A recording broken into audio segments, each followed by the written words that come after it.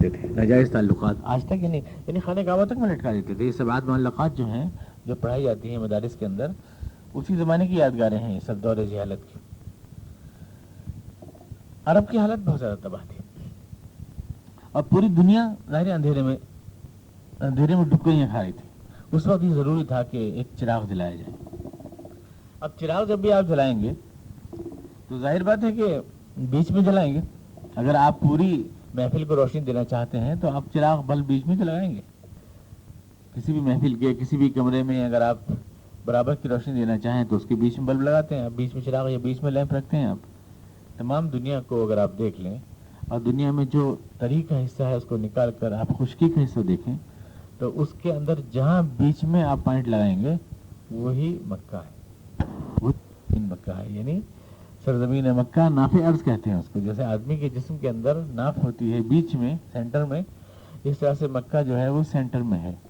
ظاہر بات ہے کہ مکہ خود اپنی جغرافیائی حیثیت کے اعتبار سے اس بات کو مانگ رہا ہے کہ وہ چراغ وہاں پہ جلنا چاہیے. تمام دنیا کے لیے جو چراغ جلے اس کو مکہ ہی میں جلنا چاہیے.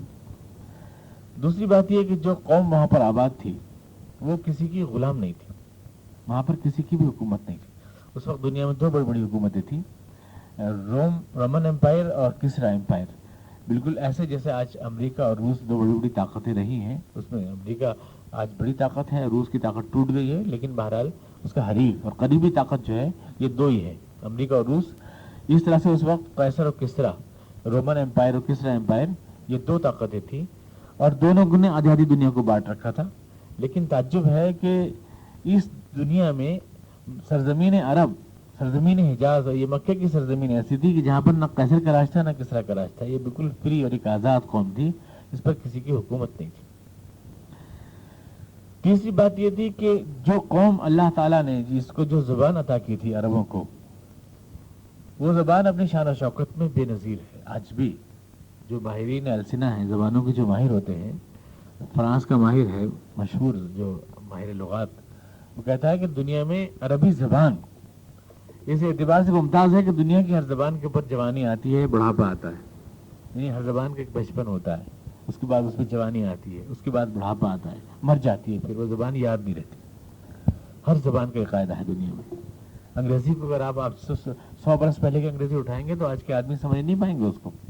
انگریزی چھوڑیے، آپ اردو دیکھ لیجئے کہ اگر آپ فسانہ عجائب اور باغ و بہار میرمن اٹھا کے دیکھ لیں تو آج کا آدمی سمجھ نہیں پائے گا اس کو. مرزا غالب کے خط نہیں سمجھ پائے گا. 50 برس میں اردو میں اتنا فرق ہو گیا، زبان میں ہماری کہیں سے کہیں پہنچ گئی. تو زبان مر جاتی ہے، 100 برس سے زیادہ زندہ نہیں رہتی، زبان بہت چینج ہو جاتی ہے.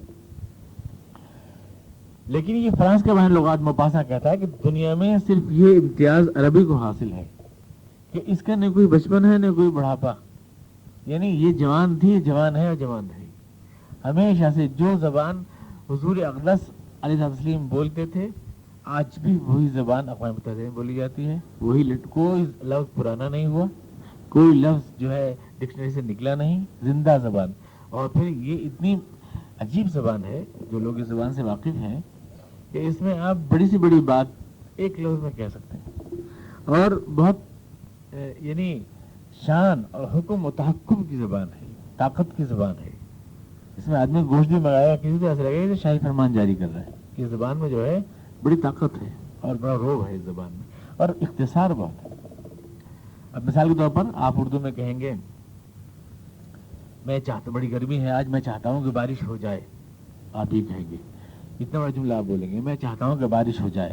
عربی میں آپ کہہ دیں گے استغفر، بس ایک لفظ میں آپ پوری بات ہو جائے گی. الف بتا رہا ہے میں کو، سین بتا رہا ہے میری خواہش کو، یعنی جو میں چاہتا ہوں، اور مطر کہتے ہیں بارش کو. پوری بات یعنی ایک لفظ میں آ جائے گی. اس میں عربی میں یہ خوبی ہے. اور پھر یہ کہ اس کے اندر پوری کیفیت اور پوری بات آ جاتی ہے. میں سمیٹ کے بات کہنا چاہتا ہوں کہ وہ قوم آزاد قوم تھی، کسی کی غلام نہیں تھی. ایک ایسے دین کو جو دنیا میں راج کرنے کے لیے آیا ہو، غلام بننے کے لیے نہ آیا ہو، اس کو وہی قوم چاہیے تھی. قیصر و کسریٰ کی غلام قومیں اسلام کا پرچم اٹھانے کے قابل نہیں تھی.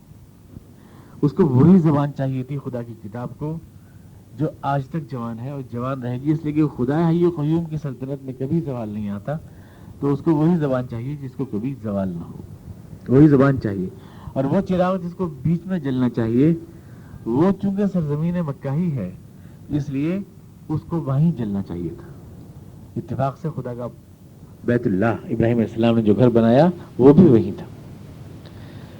ابراہیم علیہ السلام نے خواب دیکھا تھا ساری دنیا کے لیے کہ پوری دنیا میں کو اللہ کے آستانے پر جھکانے کے لیے میں ایک گھر بناؤں. کعبہ اس کا نام رکھا. کعبہ عربی میں کہتے ہیں ابھری ہوئی چیز کو. کعب کہتے ہیں ابھری ہوئی, ٹخنے کو کہتے ہیں عربی میں. عربی میں یہ کعب یہ ٹخنے کو کہتے ہیں, یہ ابھرا ہوا ہوتا ہے نا آپ کے پیر میں. تو کعبہ ابھرا ہوا. روایات یہ ہیں کہ جب دنیا کی آغاز ہوا ہے تو اس وقت یہ حصہ ارض ابھرا ہوا تھا, یا یہ کہ جب پانی تھی تو یہاں پر بلبلے ابھرے ہوئے تھے. اس جگہ سے وہ زمین خشک ہو کر کے ایک چٹیل میدان کی شکل میں آئی ہے. اس کے بعد وہاں ابراہیم علیہ السلام نے خانہ کعبہ کو پرانی بنیادوں پر اٹھایا ہے. خانہ کعبہ پہلے سے موجود تھا, ابراہیم علیہ السلام نے نہیں بنایا, موجود پہلے سے تھا. وہ قرآن میں ہے وَإِذْ يَرْفَعُ إِبْرَاهِيمُ الْقَوَاعِدَ مِنَ الْبَيْتِ وَإِسْمَاعِيلُ, یعنی ابراہیم نے صرف اس کی دیواریں اٹھائیں, بنیادیں موجود تھیں, دیواریں اٹھائیں. تو وہ گھر جو اللہ کے لیے بنایا گیا تھا, اولا بیت, پہلا گھر جو اللہ کے لیے بنایا گیا تھا, وہ بھی وہیں تھا, وہی نافع ارض جو ہے. تو ظاہر بات ہے کہ دنیا جب تک چھوٹے چھوٹے ٹاپوؤں میں تقسیم تھی, دنیا میں راستے نہیں بنے تھے, پہلے لوگ کیسے رہتے تھے؟ لوگ ایسے رہتے تھے, جنگلوں میں رہتے تھے, 2-4 گھر ملا کے جھونپڑی بنا کے رہتے تھے. جب تک شہری زندگی نہیں ہوئی تھی, شہر آباد نہیں ہوئے تھے, تو ڈر کے مارے کہ کوئی جنگلی جانور حملہ نہ کر دے, شیر حملہ نہ کر دے, ریچھ حملہ نہ کر دے, لوگ 4-5 جھونپڑیاں بنا کے ایک ساتھ رہتے تھے. اس کے بعد یہ ہوا کہ یہ جھونپڑیاں بڑھتی گئیں اور یہ قبیلے بنتے چلے گئے, انہیں آپس میں رشتے قائم ہوتے چلے گئے. تو پھر یہ چھوٹے چھوٹے گاؤں, یہاں تھوڑا سا ایک قوم یہاں, ایک قوم وہاں, ایک قوم وہاں, اس طرح سے ایک سلسلہ قائم ہوا. بیچ میں راستے تو تھے نہیں, ریگستان تھے, ریگستانوں میں اونٹ چلتے تھے یا کچھ بھی تھے, سڑکیں نہیں تھیں, کشتیاں بھی ایجاد نہیں ہوئی تھیں جب تک تو سمندر جوڑنے والا نہیں تھا. اس لیے دنیا چھوٹے چھوٹے ٹکڑوں میں تقسیم تھی. اس لیے جو بھی رسول آتا تھا وہ ایک ٹکڑے کے لیے آتا تھا, یہ ایک قوم کے لیے, وہ دوسری قوم کے لیے, وہ تیسری قوم کے لیے, یہ اس علاقے کے لیے, وہ اس علاقے کے لیے. لیکن جب ساری دنیا جڑ کر ایک بن گئی, جیسے جگسا پزل جڑ کے ایک ہو جاتا ہے یا ٹوٹی ہوئی تشتری جڑ کے ایک ہو جاتی ہے, تمام راستے بن گئے, بحری فضائی راستے جڑ گئے, کشتیاں چلنے لگیں, گاڑیاں دوڑنے لگیں, اونٹ ادھر سے ادھر قافلے جانے لگے, اب پوری دنیا کے راستے سارے جڑ گئے. تمام دنیا جب ایک ہو گئی تو اب اس کے لیے ایک ہی رسول چاہیے تھا پوری دنیا کے لیے. جب تک دنیا ٹکڑوں میں تھی تو اس کے لیے ٹکڑے ٹکڑے رسول چاہیے تھے, لیکن جب دنیا جڑ گئی تو ساری دنیا کو اب ایک پیغام چاہیے. پیغام تو ایک ہی ہے, الگ تو نہیں ہے رسولوں کا پیغام, تعلیم ایک تو. اس لیے ٹھیک یہ وہ وقت تھا جب تمام دنیا کے لیے ایک رسول کو آنا تھا. تو میرے کہنے کا منشا یہ کہ وقت بھی تقاضا کر رہا تھا ساری دنیا کے لیے ایک رسول آئے. زبان کون سی بولے؟ زبان بھی کلیئر تھی. ہیبرو کوئی زبان نہیں تھی, مر چکی تھی. عبرانی زبان مر چکی تھی. کسی زبان میں یہ صلاحیت نہیں تھی. آپ سنسکرت اتنی مشکل زبان ہے کہ اس کے اندر اظہار مدعا کی صلاحیت, بلکہ اس کو پروننس کرنے, اس کو پروننسیشن, اس کا تلفظ تک کرنے کی صلاحیت آسان نہیں ہے. اور جو دین ہر انسان کے دل تک پہنچنا چاہتا ہو اور جو پیغام ہر انسان تک پہنچنا چاہتا ہو, اس کو ایک آسان, ایک شاندار, شان و شوکت والی زبان, ایک زرخیز زبان چاہیے. ایک ایسی قوم چاہیے جس میں یہ حوصلہ ہو کہ ساری دنیا کو اپنی تلوار کی نوک سے پلٹ کے پھینک دے. ایک ایسی قوم چاہیے. ایک ایسا جغرافیہ چاہیے جو بالکل بیچ میں ہو تاکہ یہ اجالا چاروں طرف پھیلتا چلے جائے ایک ساتھ.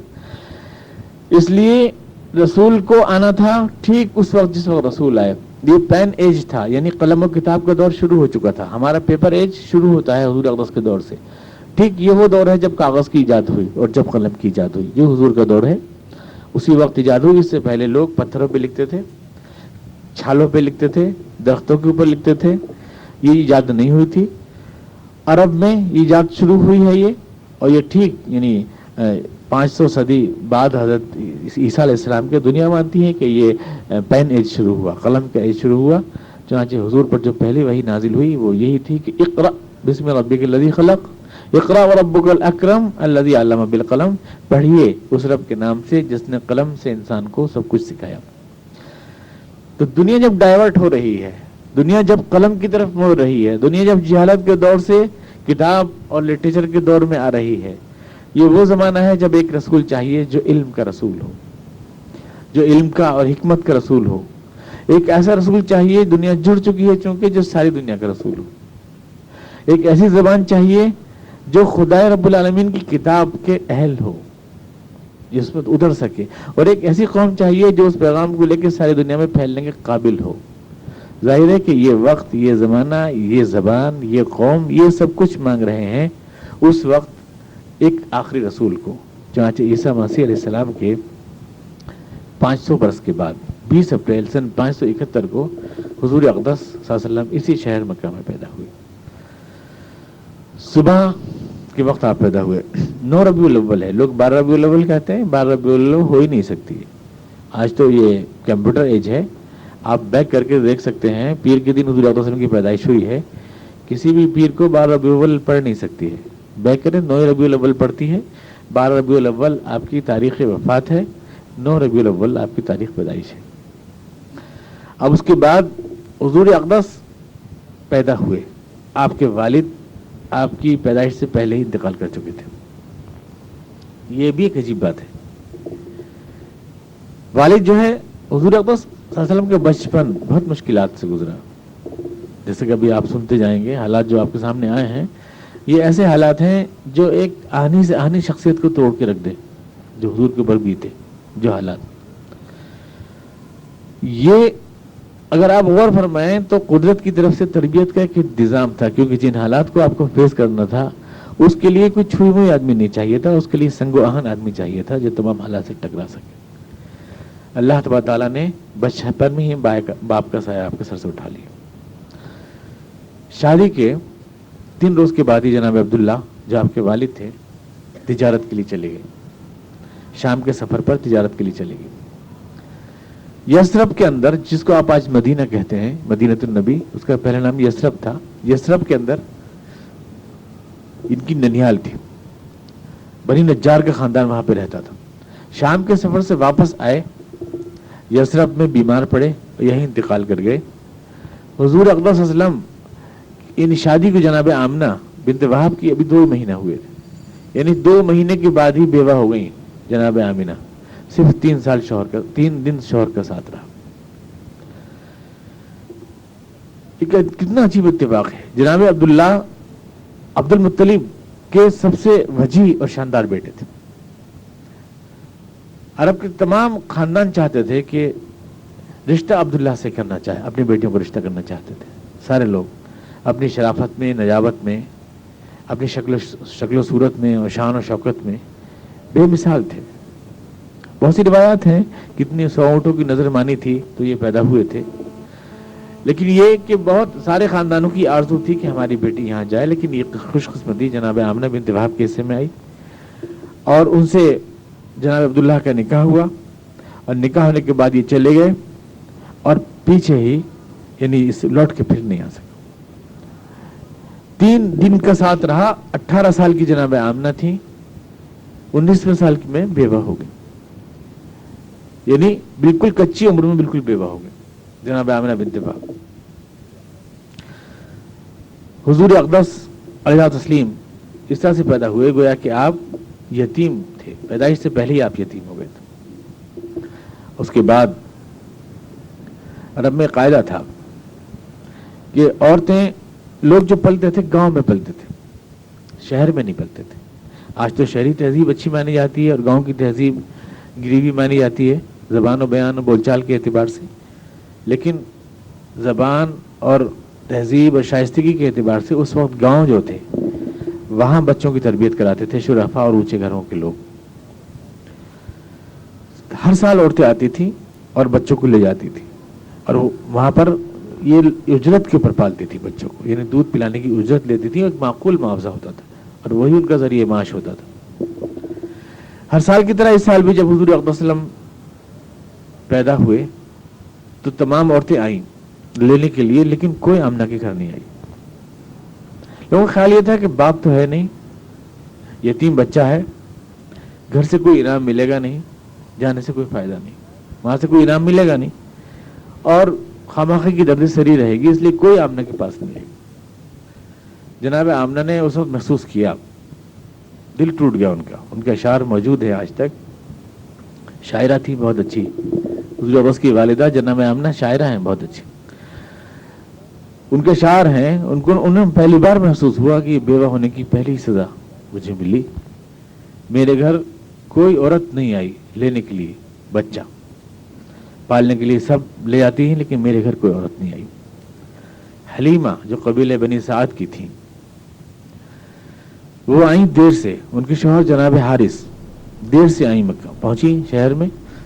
तमाम औरतें वापसी का सफर कर रही थीं, इनको कोई बच्चा मिला नहीं। इनके शौहर ने कहा हमें शर्म आती है, खाली हाथ हम जाएं। हलीमा को मशवरा दिया कि फिर वही अब्दुल मुत्तलिब का जो यतीम बच्चा है उसी को हम ले चलते, ताकि कम से कम खाली हाथ जाने की शर्मिंदगी में न उठानी पड़े। झिझकते आई ये बनु हाशिम जो थे अरब के अंदर बहुत ऊंचा खानदान खाने काबा की तौलियत इन्हीं के पास थी। यानी इब्राहिम अलैहिस्सलाम को जो बनाया हुआ घर था खाने काबा, इसमें हाजियों को पानी पिलाना और इसकी इमारत को बनाना, जअलतुम सिकायत अल-हाज इमारत अल-मस्जिद हराम, ये सारी चीज़ें उसका इंतज़ाम करना, ये इन लोगों के हाथ, जब चाबियाँ भी इन्हीं के पास थी खाने। आंखों से लोग आते थे यहाँ पर। हज तो पहले से हो रहा था, हुजूर अक़दस इब्राहिम अलैहिस्सलाम के ज़माने से हज हो रहा था, तो हज के लिए तमाम लोग आते थे, जिसकी वजह से एक पूरा इनको एक मकाम हासिल था इन लोगों को, यानी आलमी क़ियादत का मकाम हासिल था, यूँ कहिए इन लोगों को, इस ख़ानदान को, जिसमें हुजूर अक़दस अलैहिस्सलाम पैदा हुए। चुनांचे जब ये यहाँ पर आईं डरते डरते बनु हाशिम में और पहुँची जनाब आमना के यहाँ, तो कहती हैं कि मैंने कहा कि हमें तो बच्चा मिला नहीं। आमना से मैंने कहा हम तो खाली हाथ जा रहे थे। मेरे शौहर ने कहा खाली हाथ जाते शर्म आती है, औरतें हमारा मजाक उड़ाएंगी। मैंने सोचा लाओ हम आप ही के यहाँ जाएं, आप ही से ले जाएं। अगरचे हमें आपसे कुछ मिलने की उम्मीद तो नहीं है, इनाम मिलने की उम्मीद तो नहीं है, लेकिन खाली हाथ जाने से तो बेहतर है कि हम ले जाएं। जनाब आमना का दिल टूट गया। उन्होंने कहा हलीमा तुम जानती नहीं हो, मेरा बेटा बहुत शान वाला बेटा है, इंशाअल्लाह ये बहुत शान वाला हो। तुम इसकी इज्जत देखो, इसके चेहरे का दबदबा देखो। हलीमा कहती है मैंने देखा उस वक्त आप एक सब्ज कपड़े के ऊपर, सफ़ेद कपड़े पहने सो रहे थे, सब्ज कपड़े के ऊपर मेरी आहट से जाग गए, चौंके और मुस्कुराए, और उसी वक्त आपका प्यार मेरे दिल में जाग गया। और मैंने कहा बखुदा मैंने ऐसा पाकीज़ा, ऐसा पुरनूर बच्चा ज़िंदगी में कभी नहीं देखा। और ये कह के सीने से चिमटा लिया। हमने कहा कि जाओ इसे ले जाओ, ताकि मैं ऐसे घोड़े पर सवार देखूं, इसे शहसवारी करते देखूं अपनी आंखों से, क्योंकि अपने बाप के बाद यही तो एक मेरा सहारा है और कोई नहीं है। हलीमा लेके चली गई उस बच्चे को। बच्चा समझ रही थी, एक बच्चा लेके जा रही हो। उनको मालूम था कि कायनात उनकी किस्मत के ऊपर नाज कर रही है। जिस बच्चे को ले जा रही है, कायनात की सारी अजमतें उसके कदमों के अंदर हेच हैं। कैसर और किसरा के तख्त से गुलामों के ठोकरों में होंगे, और इसके कदमों के निशान हिदायत का चिराग होंगे, और इस कायनात के राज दुआरे के सदक़े इसका नाम तारीख में हमेशा जगमगाएगा। वो इस बात को कभी जानती भी नहीं थी, समझती भी नहीं होगी, लेकिन और उसके बाद कबीले बनी साद में खुद कहती हैं कि मैंने तो अपनी आंखों से बरकतें देखी। पूरा कबीला ऐसा हुआ जैसे सरसदो शादाब हो गया हो, खैर व बरकत हर तरफ। कदम के मुबारक, मुझे खुद मेरे घर की हालत पलट गई, मेरे घर की हालत पलट गई, घर में खैर व बरकत का दौर दौरा हो गया।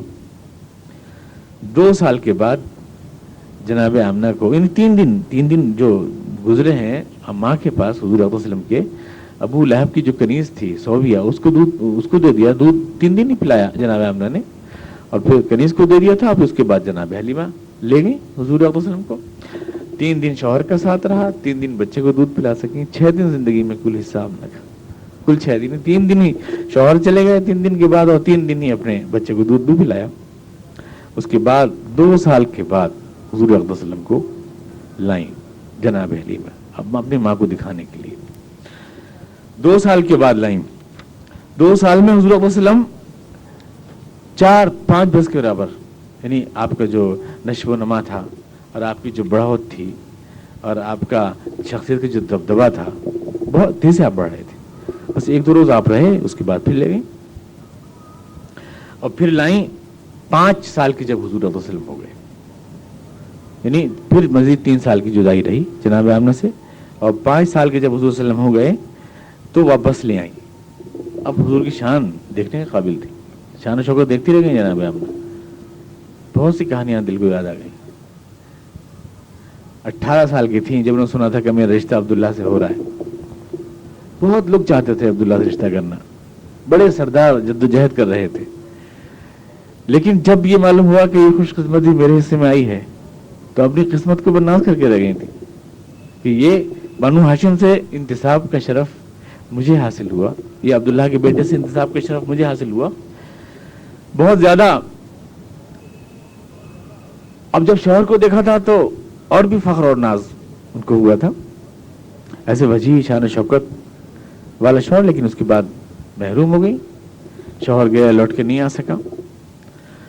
اس کے بعد بچہ بھی زیادہ دن اپنے پاس نہیں رہا.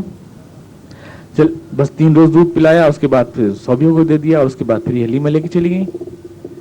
کل بس ساری خوشیاں نچڑ آئیں گویا ان 6 دن میں فقط. اب یہ 5 سال کے بعد تشریف لائے حضور صلی اللہ علیہ وسلم. شیروں کا سا دبدبا آپ کے چہرے کے اوپر, پہاڑوں کا سا جلال آپ کے چہرے کے اوپر, دیکھتی رہ گئیں. آنسو روایت بتاتی ہیں اتنا روتی تھیں عبداللہ کی یاد میں, اور رونا چاہیے. بیوی یعنی جوان بیوی بالکل اتنا روتی تھی کہ آنکھیں, اور یہ صحت ان کی خراب ہو گئی تھی, بہت روتی تھی. لیکن 5 برس کے آنسوؤں کے بعد حضور کا چہرہ دیکھا تو مسکراہٹ آئی, جیسے کہ بادلوں کے بعد دھوپ چمک جائے. برسوں بعد تھوڑی سی مسکراہٹ آئی, اور سوچا لاؤ باپ کو تو دیکھا نہیں ہے, قبر دکھا لائیں باپ کی, اپنے بیٹے کو قبر دکھا لائیں. یثرب جائیں قبر دکھا لائیں. چانچے حضور صلی اللہ علیہ وسلم کو قبر دکھانے کے لیے عبداللہ کی لے گئیں جناب آمنہ. حالات کو دیکھتے جائیے, قدرت کس طرح سے تربیت کر رہی ہے حضور صلی اللہ علیہ وسلم کی. باپ کو دکھانے دے, ماں کا ساتھ نہیں رہا ہے. جب آئیں 2 سال کے بعد آئے, لے گئیں حلیمہ فوراً. اب آئے 5 سال کے بعد تو اب باپ کی قبر دکھانے لے جا رہی ہیں. یثرب پہنچی, اپنی کنیز ام ایمن کو ساتھ لیا. یثرب گئیں, وہاں جا کر دارالنابغہ ایک جگہ تھا, وہاں ٹھہری. حضور بس اس دور کے واقعات بتاتے ہیں کہ میں نے وہاں تیرنا سیکھا, میں نے وہاں نشانہ بازی سیکھی, میں نے وہاں گھڑ سواری سیکھی. اس وقت قلعہ تھا ایک, اس پہ آپ جاتے تھے. وہاں ایک حوض تھا, وہاں آپ تیرتے تھے جا کر. کچھ بچے تھے, ان سے آپ کھیلتے تھے. ایک بچی کا نام نفیس, آپ لیتے بھی تھے. وہاں ایک کچھ جانور عجیب سا تھا, اس کو آپ دیکھتے تھے, آتا تھا. کچھ دن رہے آپ وہاں, 1 مہینے سے بھی کم دارالنابغہ میں, یعنی وہاں کچھ روز آپ کے گزرے. اس کے بعد امی آمنہ ہر وقت روتی رہتی تھی. حضور پوچھتے تھے امی آپ اس کو روتی کیوں, اتنا آنسو کیوں بہاتی. حضرت آمنہ کے جو اشعار ہیں جناب عبداللہ کی یاد میں, جو دیوان میں موجود ہیں, کہتی ہیں کہ یثرب کی خاک میں عبد المطلب کا بیٹا دفن ہو گیا, لیکن کیا سورج دفن ہو سکتے ہیں؟ موت نے اس کو ہم سے چھین لیا, لیکن کیا دلوں سے چھین سکتی ہے؟ یہ اشعار جناب آمنہ کے ہیں جو حضرت عبداللہ کی یاد میں انہوں نے پڑھے. اور کچھ اشعار ہیں جو موجود ہیں, یہ کہ وہ شام جب لوگ لے جا رہے تھے, اس کے دوست کاندھے بدل رہے تھے, ادھر سے ادھر لے جا رہے تھے, اور اس کو وہاں مٹی میں چھوڑا ہے, وہ جنہوں نے زندگی بھر وفاداری کا عہد کیا تھا. یہ جناب آمنہ کے اشعار ہیں جو اپنے شوہر کی یاد میں بہت روتی تھی. ضرور پوچھتے تھے کہ آپ اس کا روتی کیوں ہیں امی. اسی غم میں, اور جب باپ کی قبر دیکھی, شوہر کی قبر دیکھی, اور بیٹے کو ساتھ لے گئی, کچھ ایسا نفسیاتی اثر پڑا, ٹوٹ گئی جناب آمنہ, بیمار پڑ گئی. وہیں پر بیمار پڑ گئی, اور ایسی بیمار پڑی کہ پھر اٹھ نہیں سکی. لے کر گئیں 5 یعنی اب میں نے آپ کو بتایا کہ آپ حالات کو دیکھتے جائیے, یہ قدرت کی طرف سے اشارے ہیں. جب حضور پیدا نہیں ہوئے تو یتیم ہو گئے, اور اس کے بعد پھر ایک گاؤں میں چلے گئے, ماں سے سایہ سے بھی محروم رہے, ماں سایہ سے محروم رہی. پھر سایہ ملا تو باپ کی خبر پہ گئے, تو وہاں ماں کے سایہ سے محروم ہو گئے. وہیں پر جناب آمنہ جو ہیں ان کا انتقال ہو گیا. حضور اکیلے گئے تھے ساتھ اپنی ماں کے, اکیلے ساتھ گئے تھے اور زندگی میں اکیلے ہی تھے. اب وہاں پر ایک ماں کا سایہ تھا اس لقدق صحرا میں جو پردیس میں, اور وہاں پر ماں آپ سے جدا ہو گئی. 6 سال کے معصوم حضور صلی اللہ علیہ وسلم پردیس میں اپنی ماں کے سایہ سے محروم ہوئے, باپ سے تو پہلے ہی محروم ہو گئے تھے. اس لمبی چوڑی دنیا میں کون تھا آپ کا؟ پوری دنیا میں وہاں پر موت کی بے ہوشی کے عالم میں اپنی ماں کے سینے سے چمٹے ہوئے آپ روتے رہتے تھے اور کہتے تھے کہ ماں میری امی تم جواب کیوں نہیں دیتی, تم خاموش کیوں گئی؟ ہسٹری آف اسلام ایک انگریز ہسٹورین کتاب ہے, اس نے لکھا ہے کہ جب دفن ہوئے حضور اقدس یعنی جناب آمنہ کو دفن کیا, مقام ابا میں دفن ہوئی, جناب عبداللہ کے پاس ہی دفن کر دیا. گئے تھے چھوٹے سے, آئے تھے گاؤں سے اور ماں کو ساتھ لے کے باپ کی قبر دیکھنے آئے تھے, یا ماں کی قبر بھی دیکھنی پڑ گئی. لوگ دفن کر کے واپس ہوئے تو دیکھا تو محمد کہیں نہیں موجود نہیں تھے. کہاں گئے, کدھر گئے؟ لوٹ کر آئے تو دیکھا تو آپ اپنی ماں کی قبر کے اوپر کھڑے رو رہے تھے چپٹے ہوئے.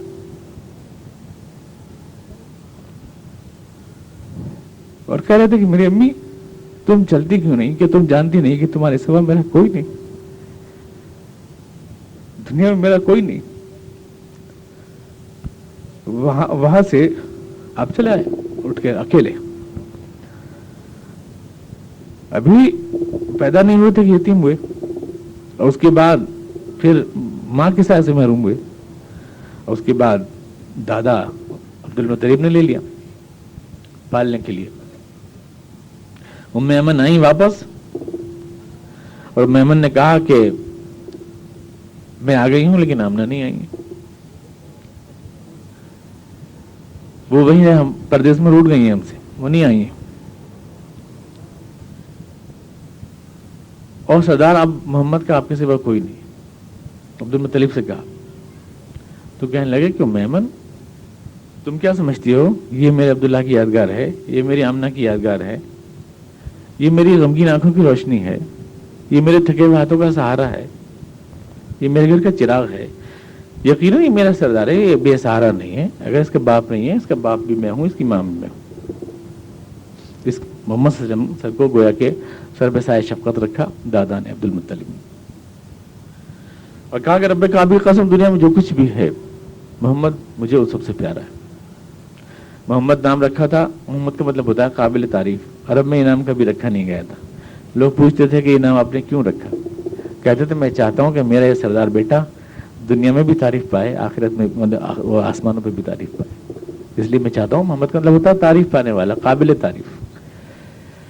تاریخ نے عبد المطلب کی خواہش کا ایسا احترام کیا کہ شاید دنیا میں کروڑوں انسان, اربوں انسان پیدا ہوتے ہیں, مر جاتے ہیں, 1500 برس سے تو ایسا کوئی انسان نہیں پیدا ہوا جس کے لیے اتنی تعریفیں ہوئی ہوں, جس کی اتنے درود و سلام, جس کے لیے اتنے لوگوں نے نعتیں پڑھی ہوں, جس کے لیے اتنے زمزمیں گنگنائے ہوں. کوئی انسان بھی ایسا نہیں پیدا ہوا کہ اللہ نے فرمایا ورفعنا لک ذکرک, ہم نے اے محمد تمہارا نام سر بلند کیا ہے, تمہارا نام بلند کیا ہے. ہر جگہ تمہارے نام کی گنجار ہے, ہر جگہ تمہارے نام کی پکار ہے, اللہ کے نام کے ساتھ ان کا نام ہے ہر جگہ محمد.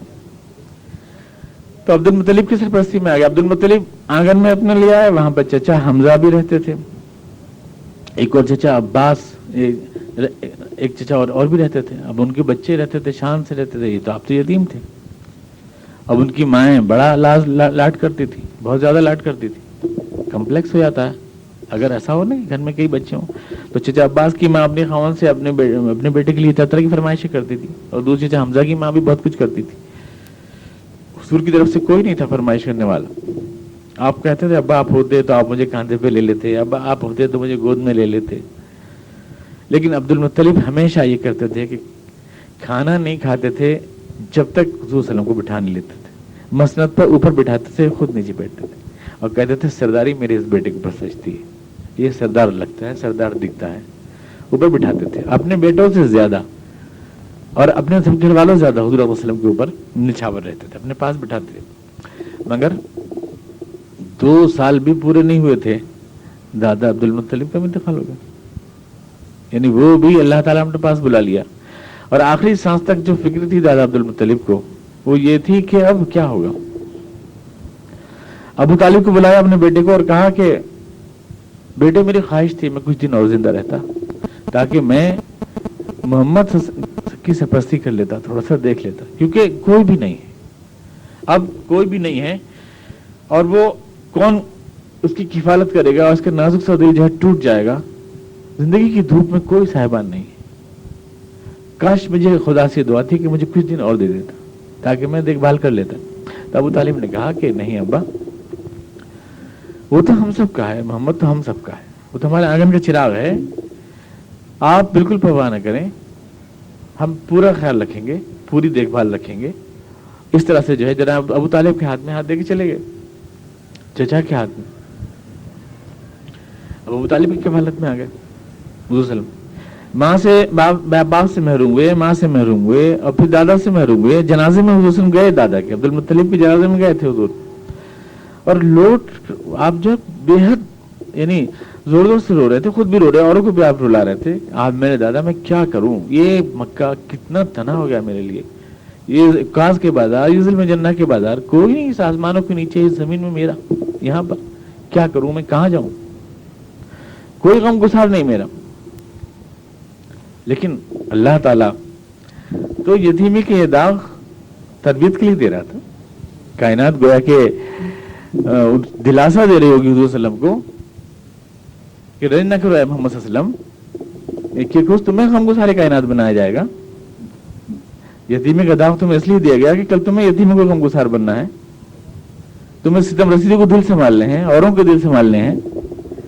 सारे तुमसे इसलिए छीन ले गए कि तुम्हें हालात की तेज धूप में अकेले चलना है, सारी धूप खुद अपने पर उठानी है, कोई सहारा सच्चा नहीं तुम्हारे खुदा के अलावा, इसलिए सारे सहारों से तुम्हें महरूम किया जा रहा है, ताकि बस वही एक सहारा जो हकीकी सहारा, सबका सहारा है, उसी सहारे पर पूरा भरोसा हो। सब तो छूट जाते हैं, सारे लोग छोड़ जाते हैं, यहाँ किसका आसरा करें, यहाँ किसके सहारे पे जिए। बस वो जो चराने से दूसरों की बकरियां चराना, और जो मुआवजा मिले वो चचा के हाथ पे रख देना ताकि वो घर चल सके। किफालत का कोई सामान नहीं था, कोई आसरा नहीं था। अबू तालिब इस काबिल नहीं थे। हालात की भट्टी में तब के आप कुंदन बन गए। 8 साल की उम्र क्या होती है, खेलने कूदने की उम्र होती है, 7-8 साल की उम्र बच्चा, लेकिन आप के ऊपर हालात का वो बोझ पड़ा कि आप बचपन से ही संजीदा हो गए, और आप शौक नहीं रहे, खिलंडे नहीं रहे, और की तरह खेलते नहीं थे, हर वक्त गौर फिक्र के अंदर आप रहते थे। बकरियां चराने से एक फायदा आपको ये हुआ कि आप जब सहराओं में जाते और खामोश बैठे आप पहाड़ों में, रेगिस्तानों में, सोचते रहते थे कि ये ऊंचे ऊंचे पहाड़ किसने बनाए, ये रेगिस्तान की रेत, ये हवा किसके नगमे गाती है, और ये मतलब सूरज किसकी अजमत का निशान है, ये सब क्या कौन जात है जो तमाम दुनिया में।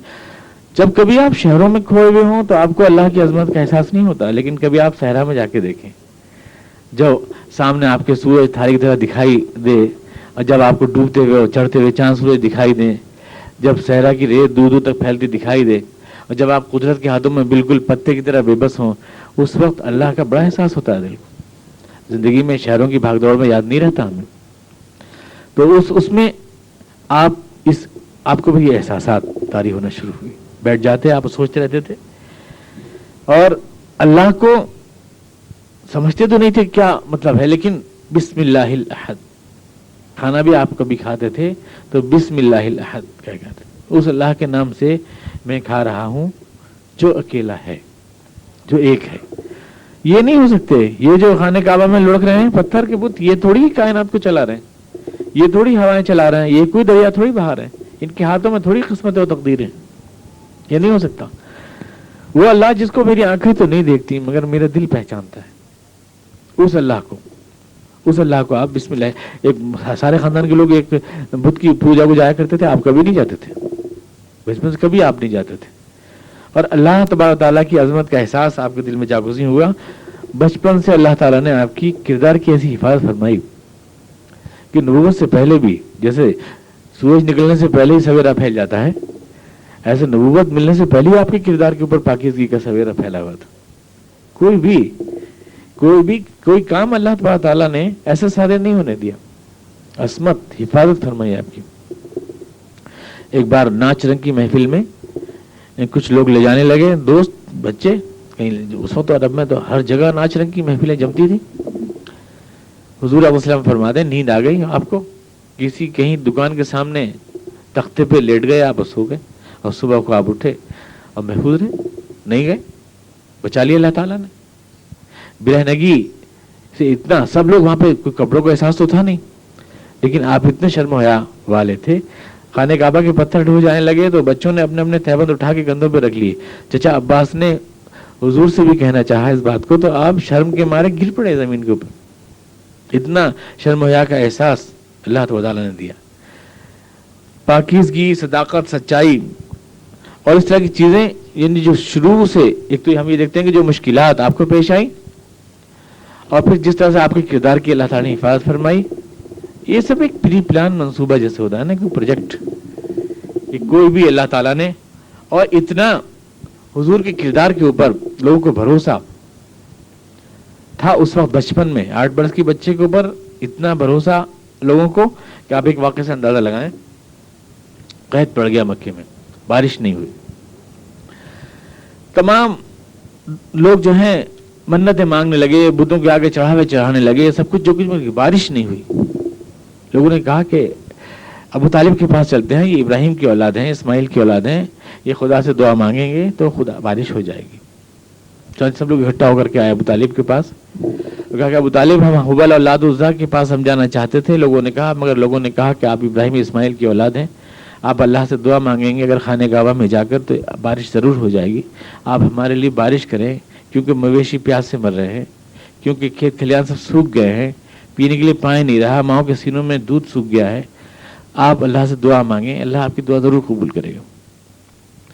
ابو طالب نے کہا میں گناہگار اس قابل نہیں ہوں کہ اللہ کے حضور بارش کی دعا کے لیے ہاتھ اٹھا سکوں, لیکن ہاں یہ میرا بھتیجا جس کی پیشانی کبھی گناہ کے تصور سے آلودہ بھی نہیں ہوئی اور جس کی روشن جبیں اس کی پاکیزگی کا ثبوت ہے, مجھے یقین ہے اگر یہ اللہ کے لیے سامنے دعا کے لیے ہاتھ اٹھا دے تو اس کے ہاتھ کبھی خالی نہیں جائیں گے, مجھے یقین ہے.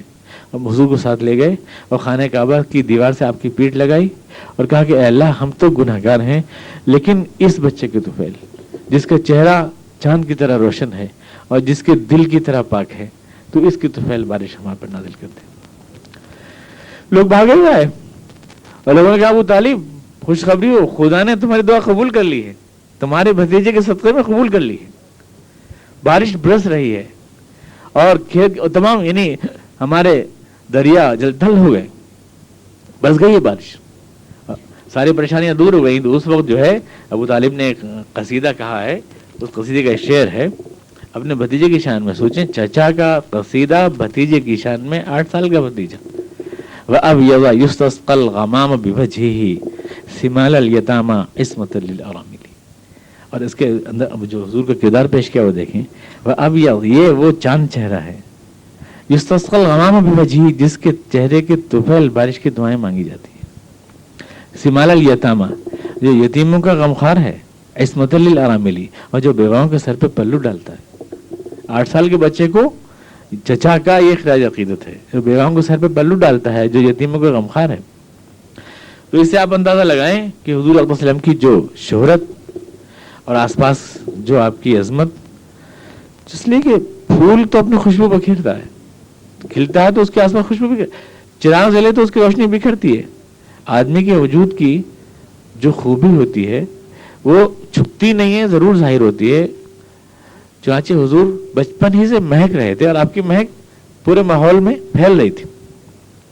12 سال کے ہوئے تو ابو طالب کے ساتھ شام کے تجارتی سفر کے اوپر روانہ ہوئے, غیر ملکی سفر کے اوپر.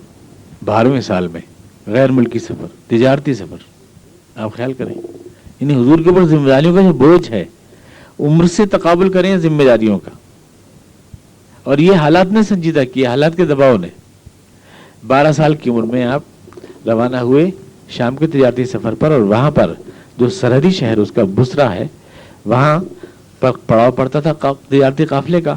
वहां पर एक चर्च था, चर्च के सामने एक चबूतरा बना हुआ था, चबूतरे के ऊपर एक दरख्त था, उस दरख्त के नीचे आमतौर से कबीले ठहर जाया करते थे, सायेदार घना दरख्त था, उसके नीचे चबूतरे पे कबीले आराम करने के लिए लेट जाया करते थे, तिजारती जो काफिले आते थे उसी पे हुजूर भी आराम करने के लिए लेट गए और आपके साथ पूरा तिजारती काफिला था।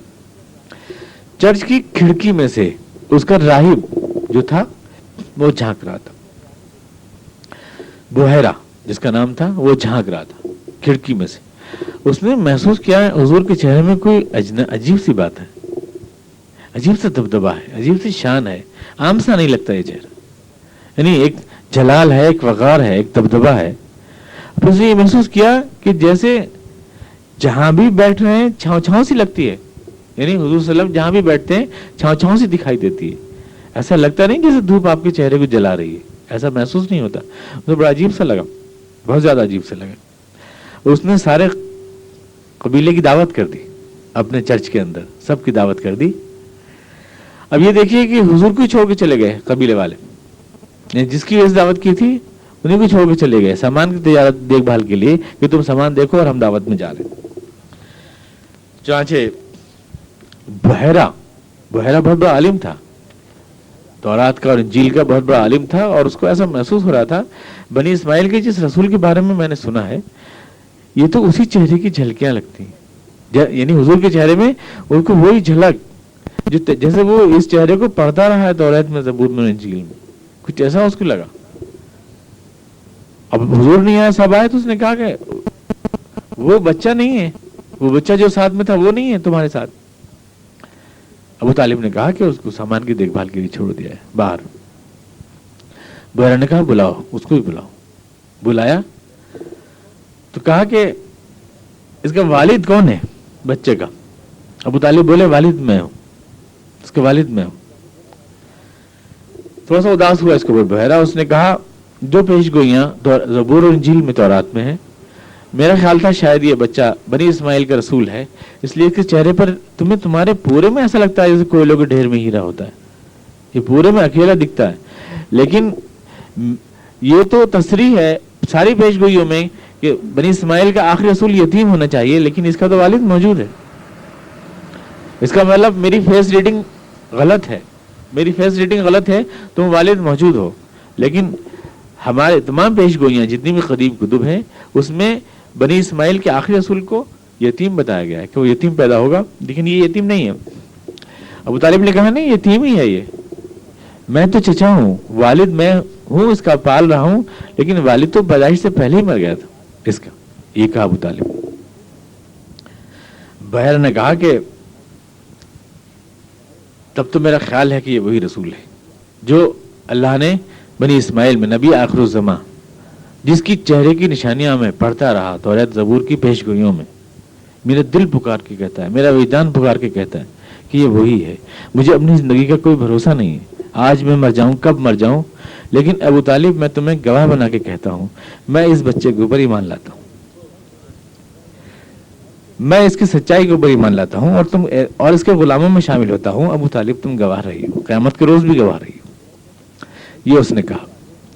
अबू तालिब समझ में नहीं आया और कहा लेकिन एक बात है कि तुम इसको शाम के अंदर मत ले जाना, इस बच्चे को, अगर ये अगर वाकई ये खुदा का रसूल है, क्योंकि फिर यहूदी छोड़ेंगे नहीं, यहूदी छोड़ेंगे नहीं, बनी इस्माइल के रसूल को यहूदी छोड़ेंगे नहीं, तुम इसकी हिफाजत करना, ये बच्चा तारीख की अमानत है, ये बुहैरा ने कहा। अबू तालिब समझ नहीं सके, हैरान से, जैसे कोई बात आधी बात समझ में आया आधी नहीं आया, चले आए, हुजूर तशरीफ ले आए और दिन गुजरते गए। 16 साल के हो गए हुजूर सल्लम, आपकी पाकबाज जवानी की चर्चे होने लगी, सारे अरब के अंदर होने लगी। 16 बरस की उम्र में ही आपको लोग असादिक और अमीन, सच्चा और अमानतदार कहने लगे, अपनी अमानतें आपके पास रखवाने लगे, झगड़ों के फैसले आपसे कराने लगे। जो झगड़े थे उन दिनों में एक ताजिर आया जुबैदी, एक ताजिर पैसे मार लिए, माल बेचा, पैसा नहीं दिया उसको लोगों ने, तो जुहैर एक साहब थे, उन्होंने इब्न जुदान के घर मीटिंग करके और एक कमेटी बनाई हिल्फुल फजूल के नाम से, और कहा कि एक अहद हम करते हैं कि जितने भी मजलूम हैं और जितने भी बेसहारा हैं जिनको हक नहीं मिलता उनका हम हक दिलवाएंगे। اس پہ حلف اٹھایا.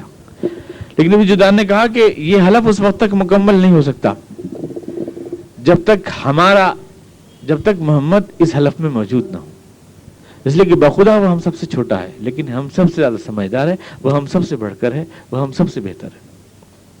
ابن جدعان نے کہا کہ بے شک حضور اقدس تشریف لائے، اور اس کے بعد یہ حلف اٹھایا گیا جس کے الفاظ تھے کہ ہم حلف اٹھاتے ہیں، ہم خدا کی قسم کھاتے ہیں کہ ہم سب ایک ہاتھ بن جائیں گے، اور ہم سب مظلوموں کی، یہ ہاتھ مظلوموں کی ہدایت کے لیے اور مظلوموں کی ہمدردی کے لیے اٹھتا رہے گا، ظالم کے خلاف جہاد کرتا رہے گا جب تک کہ ہیرا اور نبیز کے پہاڑ اپنی جگہ کے اوپر قائم ہیں، اور جب تک سمندر گھوڑوں کو بھگوتا ہے ہمارا یہ حلف قائم رہے گا. تو یہ وہ پہلی گویا کمیٹی یا میٹنگ تھی جو 16 سال کی عمر میں جب حضور کے نوجوانی کا آغاز ہوا تو مظلوموں کی مدد کے لیے اور بے سہاروں کی مدد کے لیے جو ایک معاہدہ کیا گیا حضور اقدس صلی اللہ علیہ وسلم کی رہنمائی میں 16 سال کی عمر میں. اب 16 سال کی عمر کے بعد یہ پاک باز جوانی جو حضور کی گزرتی گئی، خدیجہ مکے کی ایک مالدار، ایک معزز بیوہ، اس قدر مالدار کے جتنا بھی تجارتی سامان جاتا تھا مکے سے یمن کو اور شام کو، اس کا آدھے سے زیادہ مال جناب خدیجہ کبریٰ کا ہوتا تھا. ان تجارتی سامان اور ان کا مکان جو تھا دار خزیمہ، وہ سب سے اونچا مکان تھا پورے مکے میں، سب سے اونچی حویلی تھی، یعنی سب سے معزز اور مالدار خاتون تھی جناب خدیجہ کبریٰ. لیکن 2 بار بیوہ ہو چکی تھی، 3 بچے بھی تھے ان کے، اور 2 بار کی بیوہ تھی. تجارت کے لیے کسی راست باز شریک تجارت کی تلاش میں تھی کہ کوئی ایماندار شریک تجارت پارٹنر مجھے مل جائے، پیسہ میں دوں اور کوشش و محنت وہ کرے اور اس طرح سے ہمارا نفع تقسیم ہو جائے. کوئی ایماندار پارٹنر مجھے مل جائے. اپنی سہیلی سے نفیسہ ذکر کیا، اور میسرہ اس کا غلام، ان کا غلام تھا، اس سے ذکر کیا. حضور اقدس کے چرچے تو تھے آپ کی ایمانداری کے، آپ کے پاکیزگی کے، دیانت کے، صداقت کے، اور یہ بھی کہ آپ تجارتی سفر کر چکے ہیں، یمن اور شام آپ گئے ہیں، جاتے رہے. میسرہ نے آپ کا نام پیش کیا خدیجہ کے سامنے کہ الصادق الامین محمد سے بڑھ کر شریف پارٹنر تجارت کے لیے پورے عرب میں تم کو نہیں مل سکتا. چنانچہ حضور اقدس صلی اللہ علیہ وسلم پہلا تجارتی ان کا سامان لے کر کے پہلے تجارتی سفر پر روانہ ہوئے، اور خزیمہ ساتھ تھے حضور کے اس وقت، اور میسرہ خدیجہ کے غلام وہ حضور کے ساتھ تھے. یہ لے کر کے آپ تشریف لے گئے شام کے سفر پر. وہاں میسرہ ساتھ تھا. وہاں حضور اقدس کے کردار کے عجیب عجیب جلوے دیکھے اس نے. حضور کی سچائی، راست بازی کے قیس مخزومی آپ سے کہہ کے گیا کہ میں ابھی آ رہا ہوں، اور آپ نے کہا میں تمہارا انتظار کروں گا جب تک تم آ نہیں جاتے. 3 روز تک وہ شخص نہیں آیا، تو آپ 3 روز تک وہیں پر کھڑے رہے، اسی جگہ کھڑے رہے، وہاں سے آپ گئے نہیں. ایک عجیب و غریب تجارتی کردار. وہ آدمی مجھ سے کہہ کر گیا ہے، میں نے اس سے وعدہ کیا ہے میں یہاں سے نہیں جاؤں گا، تو 3 روز آپ نے وہیں بتائے، اسی جگہ آپ سوئے، اسی جگہ رہے، وہاں سے آپ گئے نہیں اس جگہ سے. جبکہ وہ 3 روز بعد آیا، اس نے معذرت کی کہ میں بھول گیا تھا. آپ نے کہا تم نے مجھے بہت دکھ دیا. صرف اتنا آپ نے کہا، بہت دکھ دیا، میں تمہارا 3 روز سے یہاں پہ انتظار کر رہا ہوں اس جگہ. اور اس کے بعد جو آپ کی ایمانداری اور جو آپ کی صداقت اور راست بازی میسرہ نے دیکھی تو حیران رہ گیا. دوسروں کا بوجھ اپنے اوپر لے لیتے ہیں آپ، میں غلام ہوں مگر میرا بوجھ بھی اپنے اوپر لے لیتے ہیں آپ، سارے دکھ اپنے اوپر لے لیتے ہیں. ہر بات کتنے تحمل بردباری کے ساتھ کرتے ہیں، کیسے گتھیوں کو سلجھا دیتے ہیں، ہر پریشانی میں کس طرح سے پہاڑ بنے کھڑے رہتے ہیں. یہ سارے کردار کے جلوے دیکھے میسرہ نے. اور اس کے بعد نفع بھی بہت ہوا تجارت میں، اس تجارتی سفر میں نفع بھی بہت ہوا. اور آنے کے بعد جب خدیجہ کو رپورٹ دی گئی تو میسرہ نے اس سفر میں حضور کی کردار اور شرافت کے ساری جو باتیں خدیجہ کو سنائیں تو خدیجہ سوچ میں پڑ گئی. کیا یہ ممکن ہے کہ میں حضور صلی اللہ علیہ وسلم کو مستقل طور سے اپنا پارٹنر بنا لوں، مستقل طور سے شریک تجارت بنا لوں؟ کیا ایسی کوئی شکل ہے، جائز صورت ایسی؟ ایک خیال ان کے دل میں آیا. انہوں نے خواب دیکھا تھا خدیجہ نے کچھ دن پہلے کہ آسمان سے ایک روشنی آئی ہے، اور روشنی آنے کے بعد ان کے پھیلتی جا رہی ہے آسمان کے اوپر, اور پھر روشنی ان کے آنگن میں آ گئی ہے, اور آنگن سے مکے کے ہر گھر میں اجالا ہو گیا ہے, اور پھر اس اجالے سے ساری دنیا میں اجالا ہو گیا. یہ انہوں نے ایک خواب دیکھا تھا, اور اس عجیب سا خواب تھا, اس کی تعبیر ان کی سمجھ میں نہیں آتی تھی. اس خواب کی تعبیر کیا ہے؟ ان کے دل نے کہا کہ شاید یہی ہے وہ اجالا خدیجہ جو تم نے دیکھا تھا, یہی وہ اجالا ہے, یہی وہ روشنی ہے. اور اگر یہ پارٹنر اور یہ شریک تجارت زندگی بھر کے لیے, لیکن عجیب سی بات ہے, میں تو 40 برس کی ہوں, محمد صلی اللہ علیہ وسلم تو 25 سال کے بھی ابھی نہیں ہیں, کوارے ہیں, ایک شریف ایک معزز خاندان کے ہیں, ممکن نہیں ہے. لیکن اس کے باوجود ان کی سہیلی نفیسہ نے جا کر اس سلسلے جنبانی کی کہ ایک جائز صورت بہتر شکل یہی ہو سکتی ہے مستقل طور سے پارٹنر بننے کی کہ حضور صلی اللہ علیہ وسلم جو ہے, خدیجہ جو ہے آپ کے عقد نکاح میں آ جائیں, اور اس طرح سے جو ہے یہ ایک جائز صورت بن جائے, اور اس کے بعد آپ مستقل شریک تجارت بن جائیں. جناب ابو طالب نے قبول کر لیا اس آفر کو. میں سمجھتا ہوں شاید معاشی تنگیوں کی وجہ سے, معاشی مجبوریوں پریشانیوں کی وجہ سے. بہرحال جو ہے خدیجہ جو تھیں عرب کی مالدار ترین خاتون تھی, چنانچہ اس آفر کو قبول کر لیا. ورقہ بن نوفل نے نکاح پڑھایا, اور اس طرح سے جو ہے حضور اقدس وسلم حضرت خدیجہ کے ساتھ جو ہے وابستہ ہوئے ازدواجی زندگی میں. غیر مسلم حضرات حضور کی تعدد ازدواج کو وہ اعتراض کرتے کہ حضور کی بیویاں بہت سی ہیں, اور بہت کچھ گستاخی حضور کی شان میں کی ہے ان لوگوں نے, اور بہت سی بےہودہ کتابیں لکھی ہیں اس بات کو سامنے رکھ کر کہ حضور کی 12 بیویاں تھیں. اس بات کو سامنے رکھ کر سوامی شدھانند نے بکواس کی. آپ جانتے ہیں اس کے نتیجے میں ایک مسلمان نے مار دیا تھا اس کو. رنگیلا رسول کے نام سے کتاب لکھی, اور ابھی بھی بکواس کر رہے ہیں. اور ابھی حال ہی میں ایک ایسے چھاپی ہے ان لوگوں نے, ہم نے بھی دیکھی ہے, جس میں حضور کے خلاف سخت حرزہ سرائی کی گئی ہے. پچھلے سال میں نے اس کا ایک تعارف بھی اپنے رسالے میں شائع کیا ہے اس کتاب کا. بہت کچھ حضور کے لیے بکواس کی گئی ہے 12 بیویوں کے تعلق سے. اب ذرا غور فرمائیں, 25 سال کی عمر میں حضور صلی اللہ علیہ وسلم کی شادی ہوئی ہے, ایک بیوہ سے جو 2 بار کی بیوہ ہے, اور جس کے 3 بچے ہیں, 40 سال کی عمر سے زیادہ عمر ہے. اور یہی شادی رہی ہے آپ کی جب تک کہ آپ کی عمر 56 سال نہیں ہو گئی. اور اس کے بعد یہ شادی کی جو اصل عمر ہوتی ہے, جو جس کانٹیکس میں وہ لوگ اعتراض کر رہے ہیں, اور اس کے بعد جو دوسری شادی آپ نے کی ہے وہ جناب عائشہ سے کی ہے جو صرف 6 سال کی تھی. یعنی وہ بھی کیا شادی ہے اگر آپ غور کریں اس معنی کر. اور اس کے بعد باقی جتنی شادیاں وہ گناتے ہیں یہ ساری آپ نے کی ہیں 58 سال سے 60 سال کی عمر کے بیچ میں, یعنی 60 سے اور 63 سال تک کے بیچ میں. ظاہر بات ہے کہ یہ ساری بیوائیں ہیں. اور اس سیاق کو دیکھیں, اس عمر کو دیکھیں, اس کارن حضور کی مصروفیات کو دیکھیں, حضور کی جہاد مصروفیات, تمام امت کی تربیت کی مصروفیات, 36 غزوات و سرایا جو آپ نے کیے, شب و روز اللہ کے آگے رونے اور گڑگڑانے والی مصروفیات, اور اس میں یہ بیوائیں جو 60 سے 63 سال کی عمر میں آپ نے اسلام کے مفاد میں قبائل کے سرداروں کو ساتھ لینے کے لیے آپ نے کی ہیں. کتنے بےہودے اور کس کا بدقماش اور کتنے ملعون ہیں وہ لوگ جو اس سارے سیاق کو نظر انداز کر کے ہمارے حضور کے اوپر کیچڑ چھالنے کی کوشش کرتے ہیں. کتنے کس قدر حق و انصاف سے آری ہیں, کس قدر یعنی سچائی کا خون کرتے ہیں. اس ساری بات کو اگر آپ غور فرمائیں تو اس طرح سے 40 سال کی اس عمر میں حضور صلی اللہ علیہ وسلم کی شادی ہوئی, اور جناب خدیجہ کبریٰ آپ کے نکاح میں آئیں, اور اس کے 2 سال بعد اللہ تعالیٰ نے آپ کو ایک صاحبزادے جناب قاسم عطا فرمائے. اگلے حالات انشاءاللہ اگلے درس میں جمعے میں آپ کے سامنے بیان ہوں. اللہم صلی علی محمد وعلی آل محمد کما صلیت علی ابراہیم وعلی آل ابراہیم مجید. اللہم بارک علی محمد وعلی آل محمد کما بارکت علی ابراہیم وعلی آل ابراہیم انک حمید مجید. ربنا اننا ظلمنا انفسنا وان لم تغفر لنا وترحمنا لنكن من الخاسرین.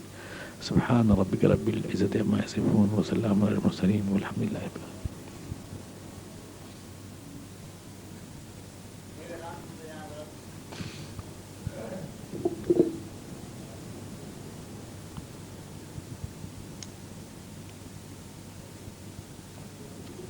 سیرت کے اوپر ایک جلسہ ہوگا جس میں مولانا اسد صاحب کا بیان ہوگا. آپ سبھی لوگ تشریف لائیے بعد نماز عشاء.